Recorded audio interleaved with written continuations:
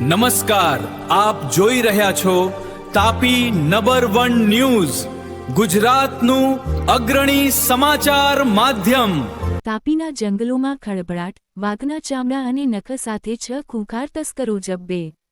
Songadh one વિભાગે વન્યપ્રાણી પ્રેમીઓ માટે ગૌરવ સમાન અને ગુનેગારો માટે લાલબત્તી સમાન મોટી સફળતા હાંસલ કરી છે।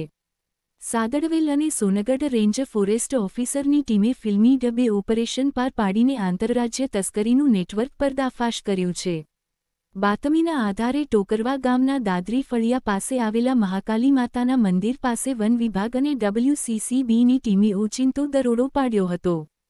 તસ્કરો ભાગે તે પહેલા જ ટીમે તેમને ચારે બાજુથી ઘેરી લીધા હતા। તપાસ દરમિયાન વન વિભાગની આંખો પણ ફાટી ગઈ હતી। જપ્ત કરેલા મુદ્દામાલ જોઈને ભારતીય વાઘનું એક આખું ચામડું, વાઘનો 1 નંગ નખ, દીપડાના 11 નંગ નખ, 4 motorcycle GJ02AA1530, GJ16AB 7583, GJ05, GN3588 સહિત। કોણ છે આ શિકારીઓ? ચાલો જાણીએ। પકડાયેલા આરોપીઓની યાદીમાં સ્થાનિક અને મહારાષ્ટ્રના શખ્સો સામેલ છે। 1. ઉમેશભાઈ ગામિત, સોનગઢ। 2. કિશનભાઈ વસાવે, અક્કલકુવા, મહારાષ્ટ્ર। 3. કોચરિયાભાઈ વસાવે, ઉમરપાડા। 4. અમરસિંહભાઈ કોટવાળિયા, સોનગઢ। 5. ઉકેલિયાભાઈ કોટવાળિયા, સોનગઢ। 6.